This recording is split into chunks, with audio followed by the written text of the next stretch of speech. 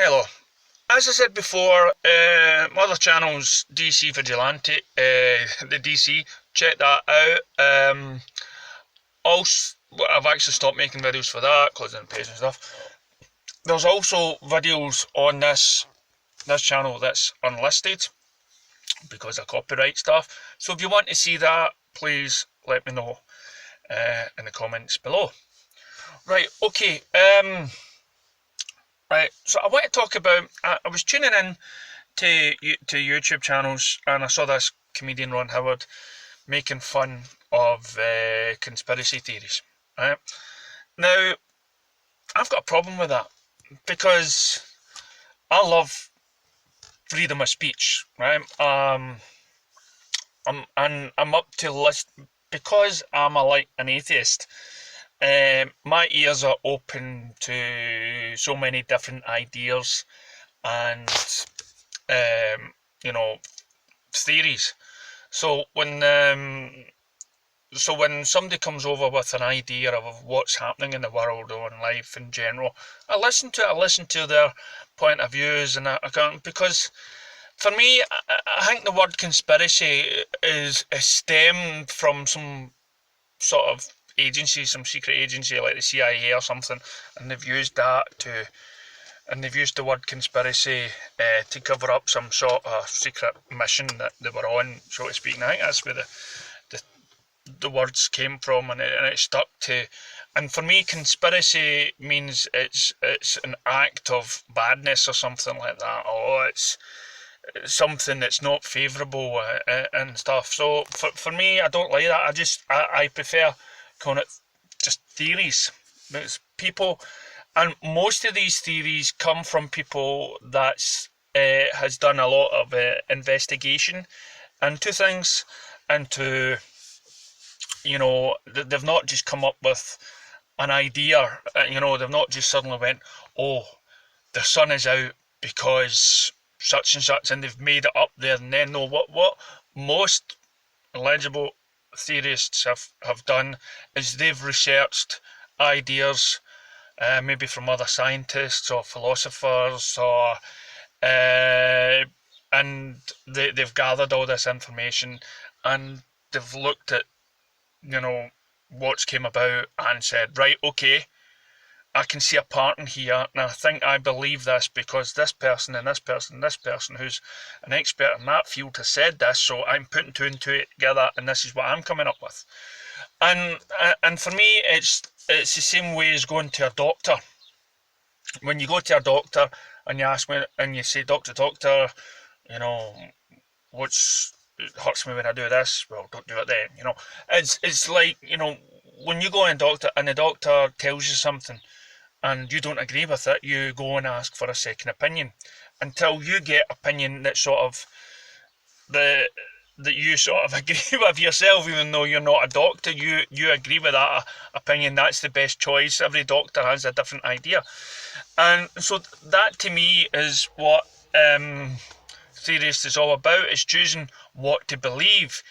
Now, for me, unfortunately, we live in a society where it's like the mass majority of people have, since the day they were born, have been told this is the way of the world. And in order for them to accept, to get on with life and to live in a certain bubble, they don't want to break away from that, because this is how they understand the earth being, and anything out of that, it would take a lifetime of deprogramming and believing that, and it's kind of scary for them, so they don't.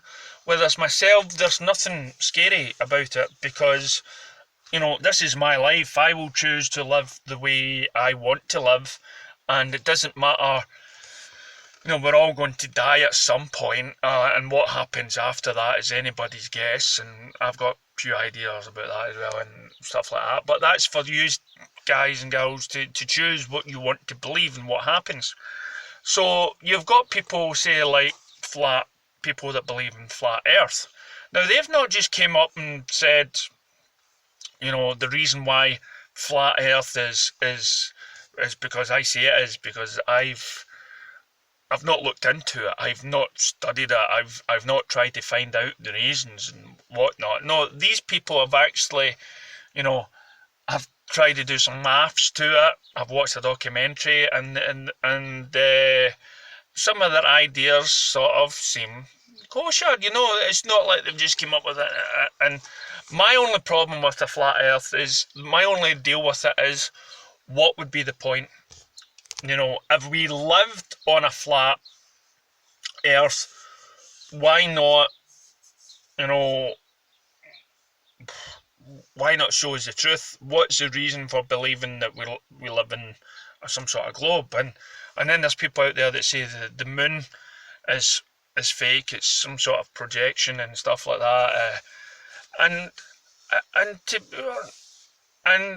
again, give me what your ideas are on that. But again, there's some theorists out there that have took every conspiracy theory there is on the planet and they've linked them, and they've travelled the world.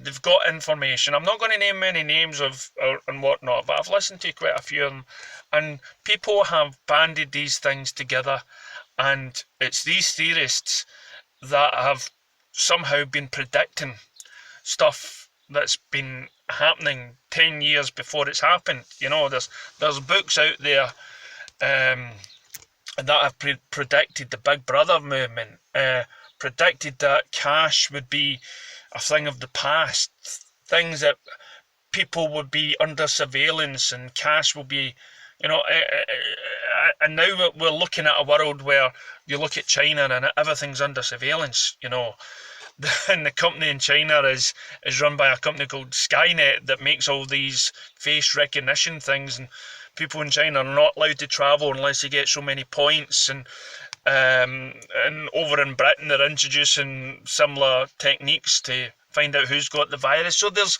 a lot of things that are coming through that people have been predicted, and people are now overcautious maybe about handling notes, and it's all done and so these things, these changes that are happening in the world, that people, these conspiracy theorists have said are somehow coming true now. They've, the one thing that said that we would accept these changes, but back then we would be scared. We would be bloody scared. And the reason how they've somehow predicted it is because they see the end game. They see where it's all going to, and they predict society quite like China. And in order to get to that sort of place without being a communist sort of state, is you've got to have certain things happening to us that would welcome changes to our bodies or changes to our way of life. And in order to do that, you've got to first of all have a problem, and then have a solution that would somehow gradually get us to there. So there's a lot of common sense to these things, There's a lot of ideas that have struck me, and I thought, yeah, that makes sense. Now, how big of an impact on my life is it going to be? Well, the impact for me is, I'm going to live my life the way I want to, and I'm not going to, and I'll be cautious about anything getting injected in my body. I'll be cautious about anything that is going to upset the balance in my life. But at the end of the day, we are going to only be here. I'm only going to be this person for so many years before I pass on, so how would I spend this time,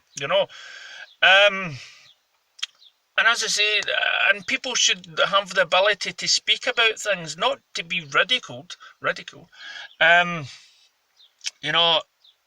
same thing, I've always had a problem, and I got interested in these ideas the minute I watched John F. Kennedy. He was one of my favourite American presidents, and the shooting of him, what he was standing for, where the world went afterwards with the Vietnam War, a war that John F. Kennedy was fighting against, and somehow because his death brought on the war, and the magical bullet syndrome, and was there a reason to, and why was it kept a secret? Because maybe it was a secret agent guy 2 cars behind that accidentally shot him. There's all these sort of theories going round.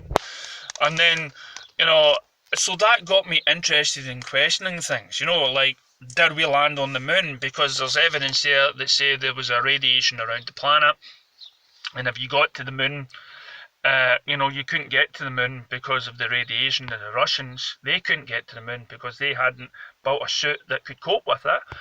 And then all of a sudden, the Americans try to go to the moon, and they land, and they take excellent pictures that somehow don't make sense because the guy's coming down from the shadow, and the shadow's all lit up.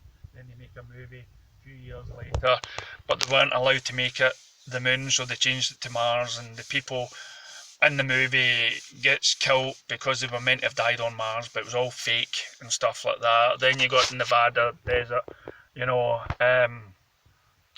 the ground actually looking quite like the moon. So then that hence, if does the moon exist? Is it a projection?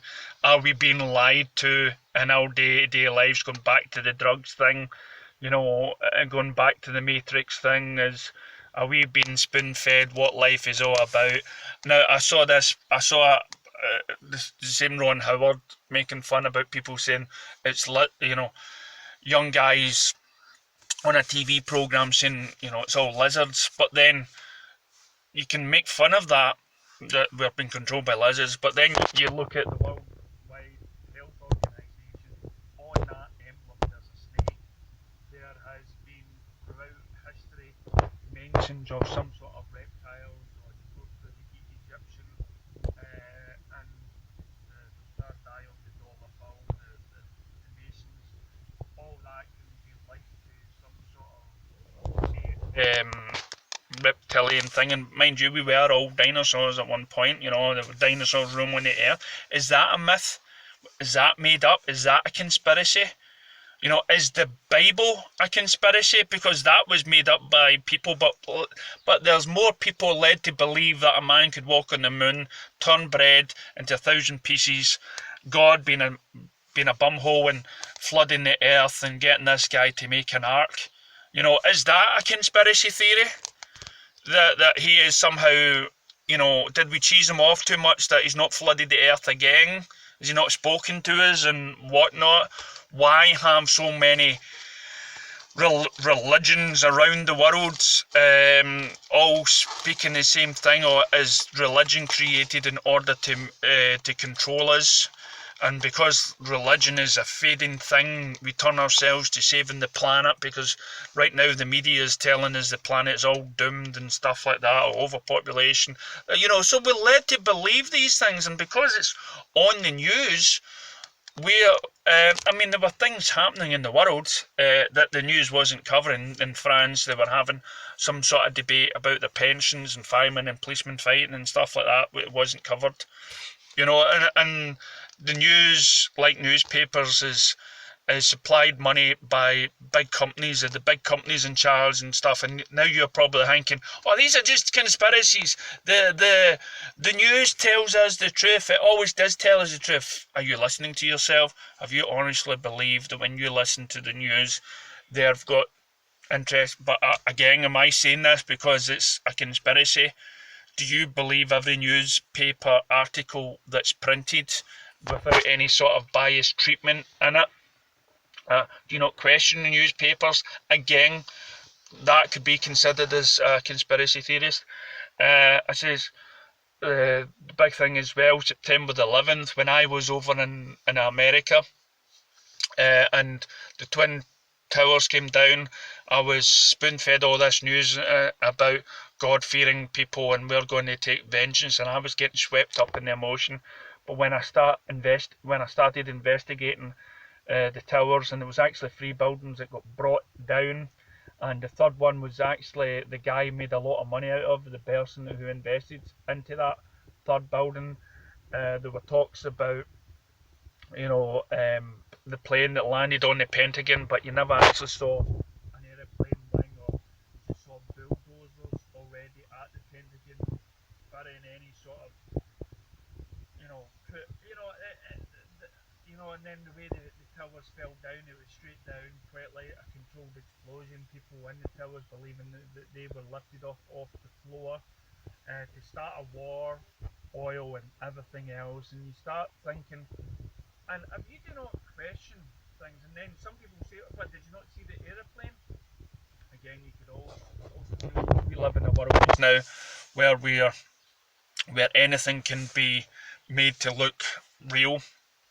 There's some shots of the plane hitting the building, and when the fire starts to come out from the plane actually hitting it, experts have said it doesn't make sense. It's like the fire had started before the airplane had hit the building. All manners of things. All manners of things. And so it gets to me, I think, because I'm one freedom of speech. I'm one for questioning our lives. I'm one for questioning religion. I'm one for, I will appreciate anybody's opinion, even if it doesn't match mine, and I love to talk and debate about it and get people thinking about it. But as some people will shrug it off and say that is ridiculous without listening to where the ideas are coming from. There was a guy getting interviewed in Africa called Grito Watto or something. He died before the virus really took off. Don't think me his name. I know it's Grito something. Grito. He was well respected, and he was telling us this history. And again, he was using these reptilian people, and this is blooming in Africa. He's talking about these reptilian people. But one of the stories that he was telling about his so-called abduction mirrored a film from a film called Fire in the Sky. You can look it up, Google it, whatever. And it talks about the greys with the wee eyes and stuff like that, and how that was just a suit. And I thought when this was recorded, this interview, I don't think he's even seen the film, but it mirrors this person's experience. And there's so many people around the world that have had or have came in contact with these creatures with the black eyes. But of course society will tell you that it's all in your head. That everybody that says they've been abducted by aliens or that aliens don't exist, when you look out there and you see all these planets and stars and stuff, that the aliens, there's no other life out there? Seriously? So we're the only people, and religious people say, yeah, that's right, we're the only people. And now that, to me, that's somebody's theory. You can call it conspiracy theory, or go along the other line and say that we're the fact that aliens, the ideas of other planets or civilizations out there is another theory. It's not been proven. But if you say that we are, then it's a conspiracy theory that this person's been abducted. So it's nonsense. So all I would ask the world to do is, the next time you hear somebody either talking about flat earth or flat this or mission to Mars or and another, there were a lot of films coming out about comets striking the Earth, and we're actually lucky we've not been hit by one. So they've been making films to get us used to the idea, and people from NASA have actually said this, ex-employees, to get used to all these alien invasion movies, because they want to try and get us ready to tell us, because if aliens do exist, then that's like religion out the window, we are the superior things for Jesus and God and all that sort of stuff. So it's like that. So a lot of people want to live in their bubble. So all I'd ask you guys and girls out there to do is, the next time somebody comes up with some sort of theory, actually sit down, listen, question, take in, respect. And maybe by listening, you'll make this world just seem that wee bit more interesting. And it's not just, surely hell that we weren't just put on this planet to work up most of our days, to grow old, pension. Surely there is a lot more out there supernatural ghosts or whatnot, right?